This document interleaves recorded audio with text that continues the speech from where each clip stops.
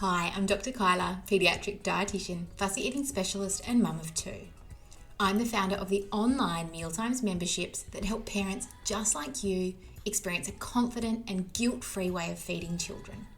I'm also a business owner, a hot cross bun lover, and my superpower is finding things that you cannot live without. In this podcast, I'm talking about feeding your family, along with a random selection of topics that tickle my fancy. Welcome to Mealtimes with Dr. Kyla. Hello and welcome back to the podcast. This is an episode especially for educators and early childhood teachers. It is for anyone teaching young children up to about year 1 or so who ever have to teach health and nutrition and maybe want to hear from a paediatric dietitian about how they can do it safely and in a way that minimises risk but still makes a positive impact. Now, if you're a teacher or an educator, before we start, I know you have got a million things on your plate. So the only thing I want to do today is be really clear about why teaching good and bad foods has to change in our daycares and in our schools. And it is so okay for you to be doubtful right now. In fact, I welcome your resistance. Maybe you're thinking like, really, Kyla? Is this actually a big deal? Like, lesson planning already takes up more time than I have available. Changing simple ways of teaching healthy eating requires more time, and I just don't think it's important enough to change. So I want to show you why teaching kids about healthy and unhealthy foods or good and bad foods does not do what we're intending. Because I know that we're all intending to help kids live long and healthy lives. There's no doubt about that. But after you listen, I do want you to think, this actually does make me a bit uncomfortable now you've laid it out like this. And even I suspect you'll start to hear this language everywhere, even in your day-to-day life, away from the kids, and maybe it will even start to give you a bit of the ick as well. So maybe it's something like on a recipe where you see, make these guilt-free cupcakes for a sweet treat, insinuating that you should feel guilty about eating a regular cupcake. Or maybe at the gym, there's a motto about gotta earn your cheat days, like you can only eat if you've burnt the calories first. Maybe it's just a chat in the staff room, like, no thanks, I'm being good this week, which suggests you're being bad if you share the food other people are eating. As adults, we've internalized these things over our lifetimes, so much so that we don't even hear it anymore. We have to zoom out and really think about the words that we're using and what we're accidentally teaching before we can actually take it out of daycares and schools. But before even we get to that, maybe you're actually thinking, but hot chips are bad for you, right? I mean, are they? Are they bad? If you go down to the beach on a warm summery evening and maybe you have fish and chips with your family, you watch the sun go down, play in the sand, like that's really bad for you, right? I mean, for me, that sounds like a beautiful moment of family connection, like something a kid might remember into adulthood. A feeling of contentment and joy and connection. But if you were eating something bad, you definitely shouldn't feel good, right? And here's the start of the problem with our language that comes with food. The current categories we have and the way we teach nutrition just doesn't do the things we want it to do. Because if you teach kids that chips are bad, what are we hoping that they actually do with this information at the beach when their family is having fish and chips? Do we want them to decline? Do we want them to feel bad? Do we want them to pack their own salad? And maybe as an adult, you can be rational. Like, okay, yeah, sometimes chips can fit in, sometimes, but I'm not saying they're good. And so this is what we've seen with the pushback to good and bad foods as labels. Actually, the language has morphed from good foods and bad foods into healthy foods and unhealthy foods, or maybe red foods and green foods, even just everyday and sometimes foods. But it is all the same thing. It all boils down to right choices and wrong choices. And that gets really problematic for kids. So let me be clear before I start explaining, I'm not saying that all foods are equally nutritious because they aren't. And I'm not saying that I don't care what kids eat. And as a pediatric dietitian, I really do. I want children to learn to like a wide range of nutritious foods. But what I am saying is that you don't have to teach kids about avoiding foods as part of healthy eating, and you don't have to think of any foods as bad or harmful. Now, this is probably very different to the way that you were taught about food as kids. It's very different to the way that I was taught. And so I really want you to hold on and hear me out if your natural instinct is a hard disagree right now. Because we are on the edge of change and this is your chance to come with it. we have started to see shifts in the Australian curriculum from ACARA with over 340 references to body mass index, so BMI, weight, calories, food, and diet having been removed and replaced with a new focus on balanced nutrition. And that actually has specifically included advice to remove the wording around good and bad foods from school resources and changing the focus from a constant pressure to be healthier and assuming that kids and families aren't healthy already. In our daycare space, the Early Learning Association of Australia, who run a lot of the policies for early learning centres, have recently updated their nutrition, oral health, and active play policy in conjunction with my friends at the Better Health Network to reflect the shift away from negative framing of food and eating. And that actually better aligns with the national quality standards, which talk about promoting healthy eating. And we can do this by thinking about how we can support children and families to learn about food in an empowering way, as opposed to a fear-based way, and to ensure that policy doesn't discriminate against ability or culture, access to food, or neurodiversity. So basically what that means is that all these small changes so far are starting to recognise the wealth of evidence that we have now to show that scaring kids, or to be honest, anyone, adults included, if we're scaring kids into not eating bad foods, it doesn't work. More and more we're learning that the way that we've all learned about foods and traditionally how this has been taught is causing problems. And I'll talk through why it's not working in the way we intend it.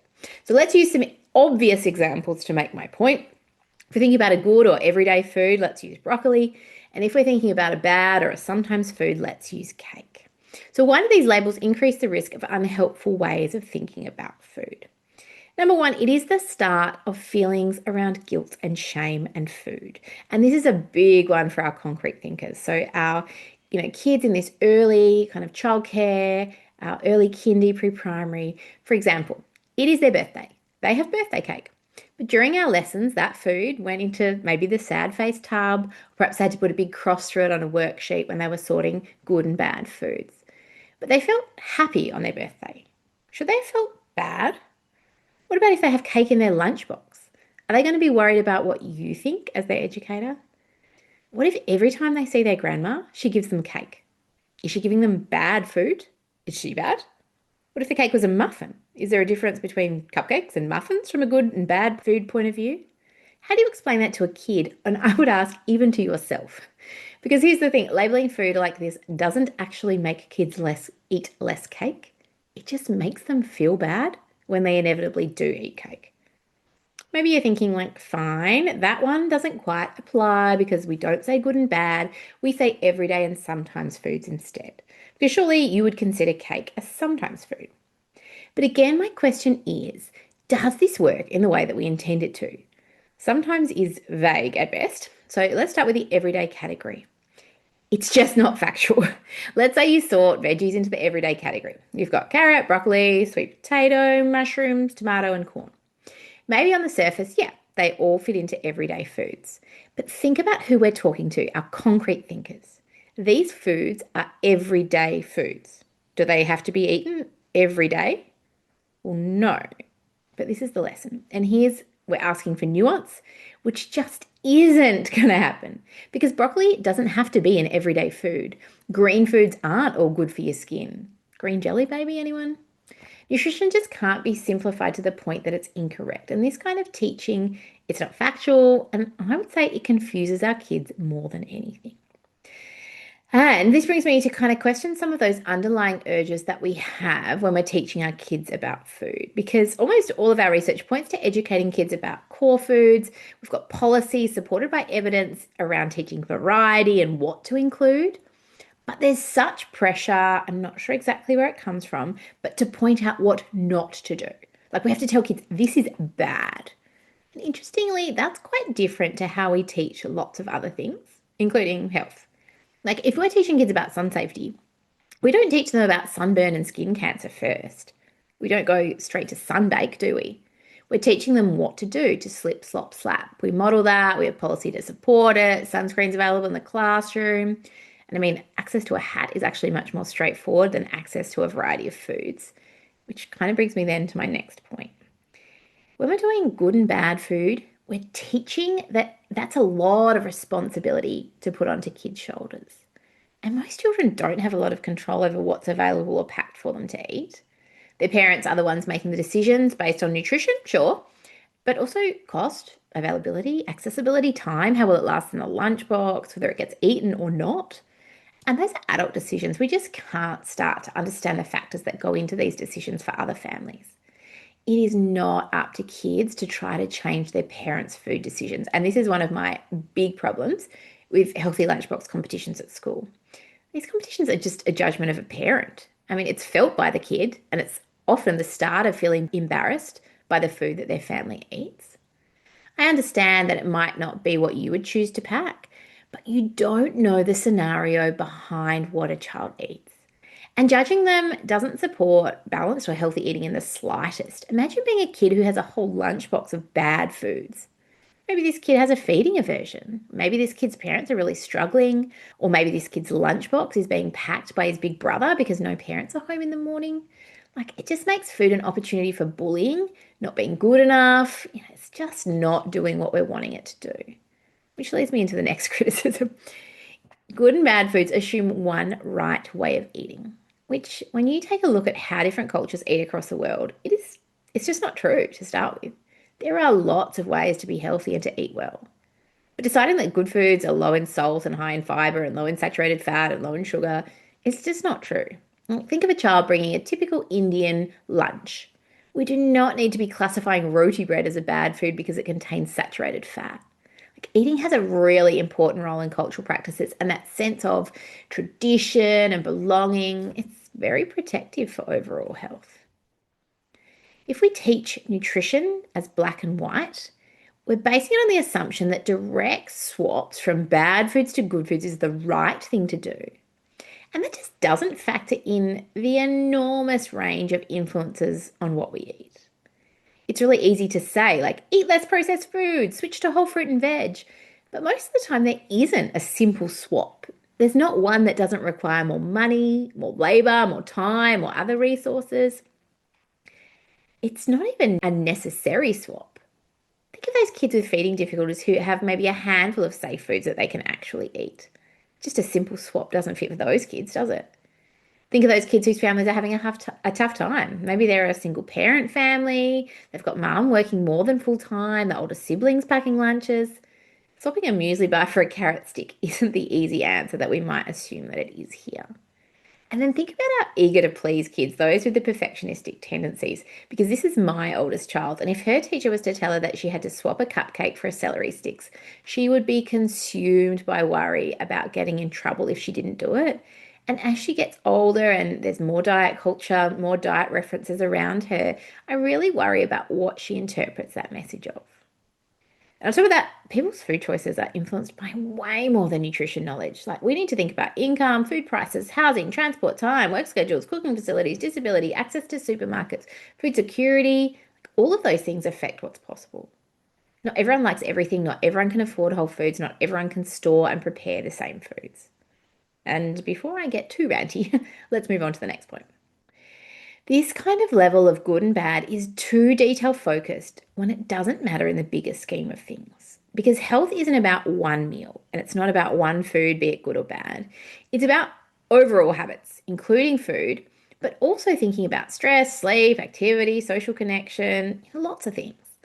If the food part causes stress and anxiety and disconnection and restriction, then I'd argue that this is actually more detrimental to our overall health than whatever positive outcome it is that we're trying to encourage by eating more good foods. It's just way too advanced and rooted in unhelpful beliefs about food. And remember, you're teaching nutrition to kids who are still likely eating sand. Hopefully, all of these points come together to show you that this way of teaching doesn't actually do what we want it to do. Kids don't need to and they can't make decisions based on long-term health outcomes. And this way of teaching health and nutrition puts the cart before the horse. We're all about yes and no, right and wrong, before these kids even understand anything about food. So, how about I give you something to do instead?